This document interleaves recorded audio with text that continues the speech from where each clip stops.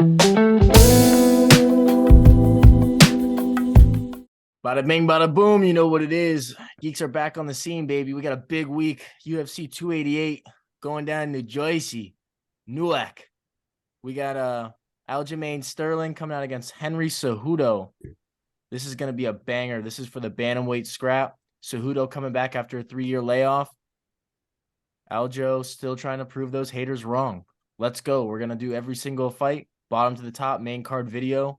Starting off with the first fight of the main card, Charles Jourdain, 13-6-1, coming out against Kron Gracie, 5-1. This is super interesting bout. This is going down. This is a featherweight scrap. Haven't seen Kron Gracie in a long time. If you can't tell by his name, this guy is a jiu-jitsu practitioner to the max. This guy loves to get these fights to the mat, loves to finish them quick. He's only 5-1. His last loss was his last fight to Cub Swanson in 2019. It was a unanimous decision. I'm not going to be banking on Kron Gracie to be coming back and doing anything too crazy. I like Jourdain's momentum. I know that he's coming off, that weird L, but a lot of people think he won that fight against Burgos. And Burgos is a tough dude. So I'm going to take Jourdain to keep this one on his feet, kind of stay away from that backpack that he just struggled with Burgos. I know that that's kind of like cookie cutter, like, oh, look what he did. Now Kron Gracie going to do it. No, I think that it's going to take a lot of athleticism to get to Jourdain's back. And something that Gracie's not going to have is that athleticism. Give me Charles Jourdain. I think he gets a finish in this fight. What do you got, Dano? I'm riding the same wave that you are. I just can't trust the lengthy layoff from Gracie, even though, he's going to be coming in with a lot of different techniques. I could see this being a little resemblance of the Dan Hooker Claudio Puelles fight, where we just saw a real BJJ master, but that's all he's got. I don't know how good Crone will be on the feet. We know Jourdain's got hands. We also know that Jourdain's got a lot of kicks, especially front kicks to keep some distance. And he's also got some pretty okay takedown defense. So I'm going to ride with the more active guy who's got a little bit of a chip on his shoulder. And at least for me, a more consistently well-developed guy everywhere. So I'm taking Jourdain. Yep. Crone has choked out Caceres in the past in the first round. So just a testament to his jits. Goosey, what do you got? This is a toss up. I've been kind of back and forth here. I am going to go with Charles Jourdain just because, I know what we're going to get from him. We're going to get a guy that's going to go out, really dog it out. He's gonna give it his all. Chrome Gracie, on the other hand, long layoff. Not sure what kind of shape he's showing up in. We haven't seen him in the octagon since 2019. I think Jourdain does some good things well. Those are kicking the legs, keeping range with those front kicks, like Dano said. He's got good straight punches. Chrome Gracie, pretty good boxing, but mostly he's going to rely on the jiu-jitsu, even though he doesn't have the best takedowns.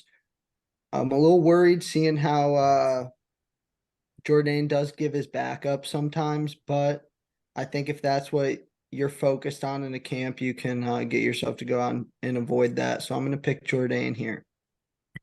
Let's go. What do you got, front kick?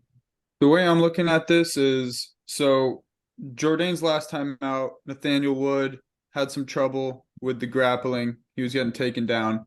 But in this one, if he could just stay away from those takedowns, I think this fight's in his favor for a number of reasons. One, age. He's about, 7 years younger than him. The crowd definitely pumps up Jourdain. I don't think that's gonna get to him as far as nerve wise.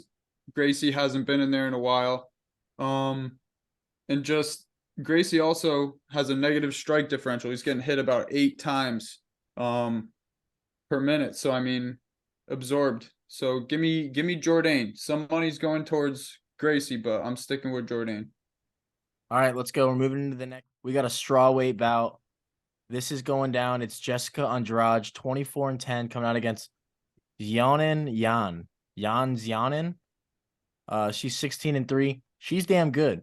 Not a lot of people are gonna know about her in this fight. I feel like this one's gonna be a quick public fade of the Chinese breed here. Jessica Andrade at 115 is not something to fuck with at all. She's actually a fucking animal, beast mode, destroyer at female 115. So, of course it's hard to pick against Andrade in this matchup. But I really am, bro. I think that Jan is gonna dance around and she's gonna score a decision. And in a fight where she's a decent underdog, throw me that little by decision extra topping on top. I think Jan is going to be able to skate her way to a decision in this. Yeah, she might eat some big shots from Andrade. Yeah, she might be in some terrible positions at some points. But this fight's going to be close as shit. People do not understand how athletic Jan is. And Jessica Andrade can be picked apart on the feet. She swings a lot of big, powerful punches. Jan is very pitter-patter volume. So do not be surprised when this chick doubles Andrade's striking numbers on the feet and Slippery slides away with a split decision after a lot of control time on the mat. That's my take. Front kick, what do you got? What the thing that concerns me is Andrade feeling herself in there after cutting down to 115, but I think she's going to implement her grappling and get some time, some control. But who knows? Maybe ground and pound, but I'm riding with Andrade on this one. Fair enough. Dana, what do you got? I'm with Andrade too. I think if she does have a good weight cut, like Front Kick was saying, I think she's just going to be able to be the bigger gal in there. She's going to be able to throw Jan around a little bit, get some takedowns here and there. And what I really see in this fight is a lot of pressure up against the fence. Now, if she can't get that pressure up against the fence, CEO, then you will be correct in my mind, where Jan will be dancing around and just kind of evading her, kind of point fighting her way in this fight. But I think she's going to be able to get up against the fence. She's going to be able to pressure Jan. She's going to be the bigger girl, and she's going to have a lot more power. So I'm taking Andrade. She's going to be thicker, but she ain't going to be taller. Goosey, what do you got? And go with Andrade here. I think she's got the power advantage. I think she's got the grappling advantage. And 115 is a much better natural weight class for her. Aaron Blanchfield's a beast up there at 125, a bigger girl for that division. Jessica Andrade fighting at her own weight. I think that she will be the one moving forward here. Hitting some big shots. She's got cardio for days and 3-rounders. That pace she put on Lauren Murphy was pretty crazy. And I think that she's just going to be able to kind of go out and pick up where she left off at 115. So Jessica Andrade is going to be the pick for me. Let's go. All right, we're moving into the co-main event. This was a scheduled bout that was a late addition to the card. We have Bilal Muhammad, 22-3, coming out against Gilbert Burns, 22-5. This is the ultimate number one contenders fight for the 170-pound division. Winner of this, practically guaranteed the winner of Colby Leon. But I mean, at the same time, what really is guaranteed nowadays? Let's get into this. I'm taking Gilbert. I think that now don't get me wrong here. I'm not a Bilal hater, because Bilal was actually my lock of the year coming in against Sean Brady. I was very open about that. That was, to me, about as easy as it takes. Seeing a line movement, all that kind of stuff. This one, though, Bilal's not going to have that plan B where he could just fall back on that pressure wrestling and really just grind out Gilbert. Gilbert's a grinder, and his jiu-jitsu is crazy. So this fight's going to come down to if Bilal can stand with Gilbert on the feet. Now, you add in all this activity, Gilbert being in the octagon, fighting Jorge. He's in there with Usman not too long ago. All these guys, Hamzat, War. I think that Gilbert is in a fantastic spot to overwhelm Bilal on the feet and keep it on the feet. There's going to come a point in this fight where Bilal's going to become desperate and he's going to start shooting. And I think that Gilbert's live for a sub. I'm really thinking Gilbert finds a finish in this fight. I'm pretty confident about it just because I feel like I have a pretty good gauge on Bilal. I've been calling his fights pretty accurately last handful. So I think he's got a hard test in front of him. If he wins this, I'm really going to have to get on that Bilal train because this is a really tough matchup for him. Gilbert, round 2. Goosey, what do you got? Flip a coin. I think I'm going to take Bilal here. I think he's going to be a lot bigger in the octagon. He's been rested up, but he's also been in the gym. It's not like he got this call on short notice and it was completely out of the blue. And then, honestly, what really swayed me was this fight being at 5 rounds. I think that Bilal's cardio is going to be better than Gilbert's. We've seen him fade when he's mixing the grappling, mixing the striking. And Gilbert, he's going to have 3 rounds to go in there, put it on him. I don't see Bilal finishing Gilbert really, but I do see Bilal winning the last 2 rounds. It's a coin flip on round 3 because I do think that Gilbert's probably going to get the better of this striking early. But I don't even mind Bilal getting a few takedowns here. I think he worked with Khabib. He's going to be good at sort of evading that jiu-jitsu and playing that top pressure game in the wrestling. And to be honest, I'm kind of picking him because of his work with Khabib, his last camp for Sean Brady, and the takedown defense is there. So I'm going to take the volume of Bilal over the power of Gilbert. We're kind of on the same idea as like round 2 is going to start getting kind of grappling heavy, but you're more on the side where Bilal is going to be able to get through the jits of Gilbert. I'm more on the other side. Dano, what do you got? I'm siding with Bilal here. I like what Goosey was saying, and just when I think of this fight, just a quick summary of it, I just feel like this is Bilal's fight of his life right here. This is the biggest fight that he's gonna have in his career up to now. Gilbert's been fighting for titles. He's kind of been there, done that. I definitely think he could win this and go on to, fight for a title, but I think Bilal has been working for this for as long as he's been in the UFC. He's been calling for it for a long time, and now he's finally here. This fight, like you were saying, CEO, the winner of this is definitely at the title shot next. I don't know how Bilal can get it done because Gilbert's an absolute dog, but I think this is one of those fights where Bilal pulls it out, kind of storybook type fight. It's going to be a banger. I would say like an over 3.5 would be a lock. I don't think these guys will go out early. If anything, we'll see someone gas later on, but I'm siding with Bilal in this one. Yeah, those 5 rounds are definitely something to factor in. We're gonna see. We're gonna see for sure. Front kick, what do you got? We may just get a barn burner stand-up brawl here. I'm thinking no one's going to be really trying to play around with the ground game.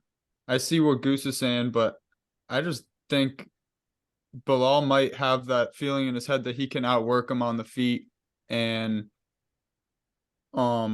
he doesn't want to really spend that time on the ground risking it with Burns's jiu-jitsu game. So I think it's going to be a stand-up bout. And I think that if Burns just sticks to his game plans, he'll be chilling. So, yeah. Fair enough, man. Bilal, it's not out of his realm at all to turn this into a smother fest and a lay and pray. Not out of his realm. He will do that, no doubt. My biggest concern is, will that lay and pray end in an armbar, in a triangle? Because that's a lot of time to be on the ground with the freaking guy. Let's go. We got one more. Here we go. Henry Cejudo coming out against Aljamain Sterling. How could I forget this? For the freaking strap. I'm taking Cejudo. All right? I'm going to keep it simple. I'm going to keep it straight. I'm going to shoot it as it is. Aljo is not going to be able to get the back. And Cejudo's going to turn this into a 5-round, stand-up, technical war. Yes, Aljamain Sterling is the bigger, more physical specimen in the octagon, but Cejudo's got that IQ and that fluent striking. That's going to really carry him. Aljo definitely has good striking, but the thing that I see when I watch him fight is he's just a little bit stiff. And if there's one thing that Henry Cejudo is not, it is not stiff. This guy is smooth. So I think he's going to be able to find his way through those crevices. I think he's going to make it really uncomfortable for Aljo on the feet. I think he's going to kick the shit out of his legs, and he's going to stuff some takedowns, and it's going to get real interesting. This is going to be a close decision because I do think that Aljo will have some time against the fence. He might land a couple shots. I'm taking Henry Cejudo by decision, and I think that that's a pretty good play. I think either of these guys will see the final bell. I do not see a finish in this fight. But that's just me, though. What you got, Front Kick? I'm loving the Cejudo decision. I love the fact that you think he's just gonna butcher his legs up. I think that's gonna happen. But Aljo, I mean, I got to give some credit to Aljo. He has I've seen improvements in his game. He is in the best shape of his life and yada yada. But Cejudo, bro, double champ, triple C. I'm riding with the cringe. Let's go. Yeah. Aljo could always have a bad weight cut too. That's always something you have to factor in. That guy cuts down more than 30-something pounds. Like, there could be something that goes wrong with that every single time. I know that's a really bad thing to just like throw out there, but here I am on Cejudo's side, so here I am doing that. Goosey, what do you got? I've been riding Aljo this whole train for him. All right. Even the Peter Yan knee, I was picking Aljo. Maybe not the best pick, but I've picked him every fight since. He's been doing the thing. I'm gonna keep the train rolling. I'm picking Aljamain Sterling. Hard for me to trust Cejudo. All right. It's a little bit different body than when he retired. He's 3 years later now. Okay, you retire in your prime, you come back in what should be that last years of your prime. I don't know if that helps him or hurts him, but he's a little bit thicker than when he left. He was the 121-pound gold champ. I think that might be his best weight in wrestling, gold medal. And I just think that now 135, the division's a little big for him. He won against Dom Cruz, who was a little bit later in his career. You know, we haven't seen prime Dom Cruz in some time now. Dom Cruz also got a cut over his eye. They were going back and forth there for a little bit. I think Aljo doing what he did against Peter Yan on the feet. He's got very good grappling. All right. Peter's grappling defense is pretty incredible. And to be honest, I think this comes down to one name. Neither of them are in the fight. It's going to be Merab Dvalishvili. All right. I think that training with him for Aljo is going to be a very good body comparison. He's going to get that chain grappling game going, and Aljo's going to be prepared for it. So I'm going to go with what I've been seeing more recently. I'm going to pick Mr. Sterling, the Funk Master. Fair enough. If you showed a photo of Aljamain right now, what he looks like, and you showed a photo of Henry Cejudo, what he looks like, to anybody in the world that didn't know fighting, there'd be a pretty obvious pick. What do you got, Dano? I'm all over Aljamain Sterling in this fight. I think this is pretty similar to the Mike Perry, Luke Rockhold, where we got the perfect 135er in Aljamain. He's as big as you can get. He somehow shrinks down to 135. He's got great wrestling, and I feel like Cejudo's biting off a little more than he can chew in there just because he's been off for so long. He's coming back at 36 years old. Might be a little slow. And is he a better wrestler than Aljo? Yes, but what Aljo excels at is he's an amazing MMA wrestler. He knows where to go with his body, how to get there. His jujitsu is pretty good too, but he just, once you get to the ground with him, it just takes a little misstep for him to emphasize, or not emphasize, to take advantage of those positions. And you were talking about how Cejudo is so smart. Yes, he's very smart. He's got very high IQ, but those years off, maybe he might hesitate just a little bit, or he might think some way and it's not. And Aljamain is very good at just taking advantage of those quick little mistakes. So I think that he will get it done. I could see this being a very boring fight, but I'm gonna ride with Aljamain. Fair enough. We're split down the middle, just like the odds, -110, -110. This is going to be a barn burner. I'm going to leave one more thing in everyone's minds before we channel out of this thing, and it's the UFC and Henry Cejudo were not good friends, okay? They brought him back for a reason, okay? That's all I got to say. Let's just not forget that Sugar's waiting on deck and Aljo's a terrible matchup for him. Someone needed to come in and do it. That's all I got to say.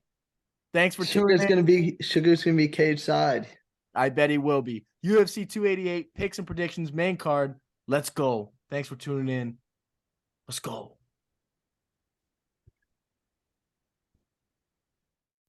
Bye.